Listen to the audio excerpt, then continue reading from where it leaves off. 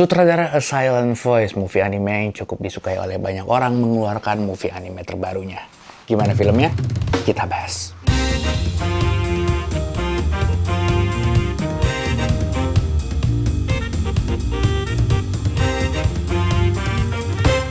Halo semuanya, selamat datang di jurnal film gue yang lainnya, dan selamat datang lagi di channel Irahasu Yaksana. Dan kali ini gue pengen ngomongin soal film dari kolaborasi lainnya dari sutradara A Silent Voice dan juga penulis dari A Silent Voice, yaitu film The Colors Within.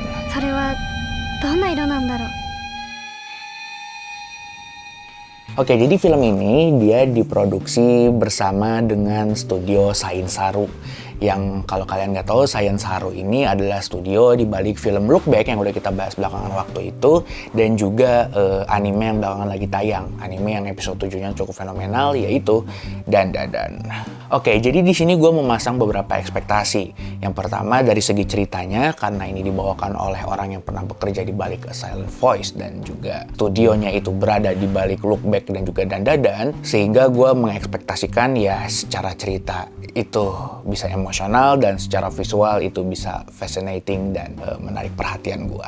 Dan gimana hasilnya? Oke, jadi sebelumnya gue sebutin dulu, jadi film ini berputar di seorang karakter utama bernama Tatsuko, dimana si Tatsuko ini punya dalam tanda kutip bakat, dimana dia memiliki kemampuan sinestesia. Dia bisa melihat warna orang-orang berdasarkan aura dan juga suaranya. Jadi dia bisa melihatlah emosi-emosi yang ada di orang-orang sekitarnya menjadi sebuah warna yang bisa dideskripsikan. Dan suatu hari dia melihat temennya, teman kelasnya, teman sekolahnya kalau nggak salah, yang memiliki warna yang cukup menarik perhatiannya dia. Dimana dari sini dia memiliki keinginan untuk mengeksplorasi dia, dan juga satu orang lagi yang dia temuin untuk bisa lebih banyak melihat warna dari mereka.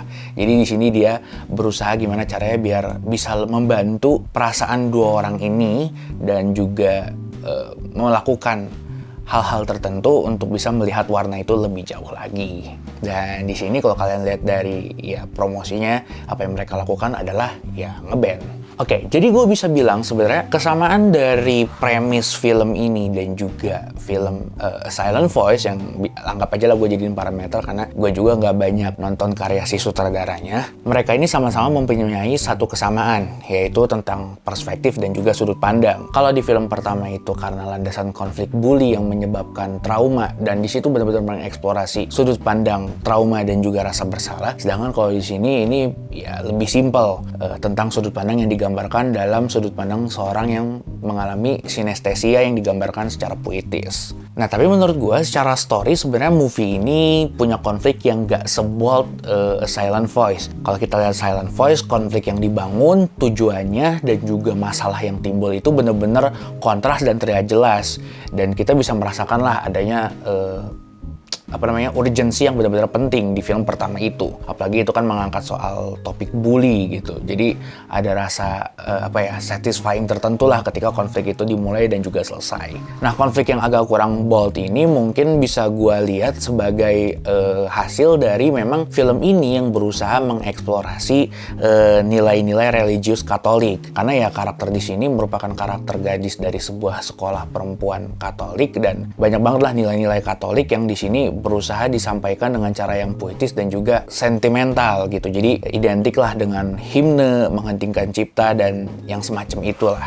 Jadi nggak sedikit juga momen-momen kontemplasi di dalam konflik film ini. Konflik yang nggak kerasa bold itu menurut gua ngebawa film ini ke film yang punya cerita yang kesannya tuh flowing, mengalir. Sehingga gua melihat kalau misalnya memang penulisan cerita ini pengen dibikin ke arah sebuah tontonan yang calming, menenangkan. Ya semi-semi slice of life ya. Konflik mah ada, tapi dia nggak yang sekuat itu gitu. Urgensinya nggak sebelak-belakan konflik yang ada di Silent Voice, sampai terkait soal masalah bundir dan semacamnya kan. Nah, dan menurut gue story yang terkesan nggak terlalu bold dan nggak urgent ini memang memberikan kesan menjadi pisau bermata dua gitu. Nah, tapi itu semua didukung oleh aspek lainnya, aspek yang dikerjakan oleh berbagai pihak dan juga staff di dalam film ini. Dimana menurut gue di sini gue pengen benar-benar mengapresiasi animasinya. Sainsaru tentu udah ngasih beban ke film ini untuk menyuapi ekspektasi penonton-penontonnya. Dan gue bisa bilang sebenarnya secara animasi mereka punya art style yang nggak se-stand out look back dan juga nggak se-mind blowing ataupun flashy dan dadan. Tapi gue bisa bilang mereka di sini menghadirkan animasi yang benar-benar on point sesuai dengan tujuan mereka bercerita. Banyak banget di sini micro movement yang kerasa sangat-sangat mantap sekali untuk dinikmatin gitu. Bahkan gue bisa lihat secara color palette dan semacamnya, di sini mereka pakai color palette yang kesannya tuh menenangkan. Ketika nonton film ini, akhirnya gue bisa merasakan lagi sensasi dimana ketika gue nonton film, gue bisa membuka mata gue selebar-lebarnya, nggak ngedip, lihat layar, dan nikmati permainan cahaya yang mereka hadirkan di sini. Walaupun nggak jadi fokus utama pada akhirnya, sinestesia dan hal-hal terkait dengan melihat warna ini juga jadi salah satu pertunjukan animasi yang memanjakan mata juga. Bukan yang hebat, bukan yang anti-mainstream. Sebenarnya penggambaran sinestesianya cukup mainstream dan ya terbayangkan lah, tapi tetap aja bisa memanjakan mata. Nah, itu juga menurut gue dipadukan oleh permainan sound design yang ada di sini. Menurut gue salah satu keunggulan di film ini juga adalah sound desainnya. Ya, mungkin itulah yang bisa gue dapetin. Kombinasi antara story yang gak begitu bold dengan animasi yang kayak gitu, didukung dengan audio yang menghasilkan sensasi yang cukup menenangkan. Maksudnya gimana? Di sini audionya juga on point karena mereka berusaha ngangkat tentang nilai-nilai Katolik, nilai-nilai religius. Nggak sedikit di sini sound design yang kadang kerasa kosong, kerasa hening. Tapi mereka juga tahu kapan harus mengubah itu dari yang tadinya sound design yang hening menjadi sound design yang EDM, elektronik. Dan itu menurut gue lumayan mengejutkan banget. Ada di beberapa titik yang lagunya tiba-tiba ke arah EDM. Dan itu cukup membangun tensi lah. Karena film ini juga memberikan banyak joy of happiness lah, selain ketenangan dan juga perasaan calming ketika nonton ini. Dan musik yang dihadirkan di sini pun gue bisa bilang cukup stylized. Mungkin ada genre tertentu atau jenis yang ya memang seperti itulah musiknya. Tapi sejauh ini musik yang dihadirkan di film ini adalah musik paling unik yang pernah gue denger, khususnya di anime. Nah, tadi gue nyebutin kalau misalnya di beberapa titik dengan perpaduan tadi, anime ini berhasil menghadirkan dalam tanda kutip tensi ataupun perasaan joy. Maksudnya gimana? Nah, di sini juga salah satu yang gue suka adalah karakterisasi MC yang cukup kuat menurut gue. Dimana ini juga bisa mendukung pisau bermata dua film ini tadi, yaitu story yang kesannya tuh kurang bold. Story yang kesannya kurang bold, ya memang mungkin asumsikan bisa membuat kita untuk gak begitu peduli sama ceritanya. Tapi karakterisasi MC-nya bikin kita jauh lebih invest. Maksudnya gimana?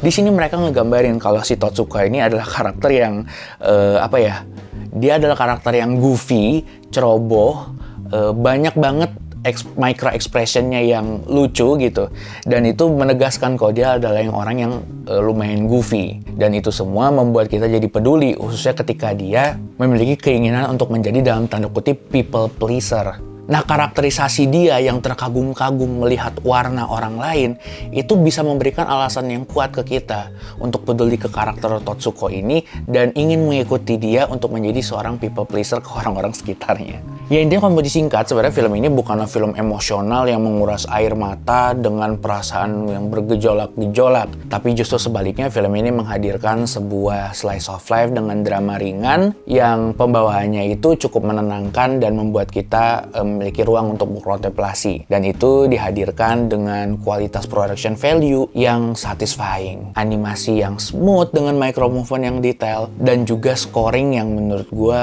on point dan bisa membawa kita ke transisi dan perbedaan antara dua tema yang berbeda tentang keinginan sendiri dengan hal yang udah ditentukan terhadap kita dan juga hal-hal yang nggak bisa kita ubah. Dan di sini gue nggak mau lebih banyak membahas ataupun membedah cerita ini secara fundamental ataupun sentimentalnya, karena menurut gua landasan dibalik penulisan cerita ini dan juga energi yang mau disampaikan juga erat kaitannya dengan ajaran-ajaran Katolik, yang mana di sini gua nggak relate. Tapi menurut gua film ini ya coba aja tonton sendiri, karena menurut gua ada nilai yang bisa dilihat, ada feel yang bisa dirasakan, tapi ya mungkin bisa lebih dimengerti oleh mereka yang tahu tentang ajaran Katolik. Nah, untuk menutup video ini, gue suka loh sama lagu-lagunya mereka. Dari 3 itu, gue lumayan suka 2 sebenarnya. Yang pertama lagu yang judul judulnya Walk, dan yang satu lagi tentu saja adalah lagu pertamanya si Totsuka. Totsuka tuh nulis apa sih judulnya tuh?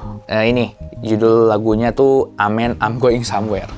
Itu kesannya tuh kayak happy, goofy, dan ya udah energik dan polos. Gitu aja sih menurut gue soal film The Color Within ini. Salah satu film anime yang mungkin bukan sesuatu yang stand out, gak akan sebagus Look Back ataupun movie-movie anime yang sangat-sangat wah lainnya, tapi bisa jadi salah satu pertimbangan juga. Yaudah sih gitu aja. Gimana menurut kalian? Mau komentar kalian di bawah, kita diskusi di bawah, dan yaudah sampai jumpa di film berikutnya.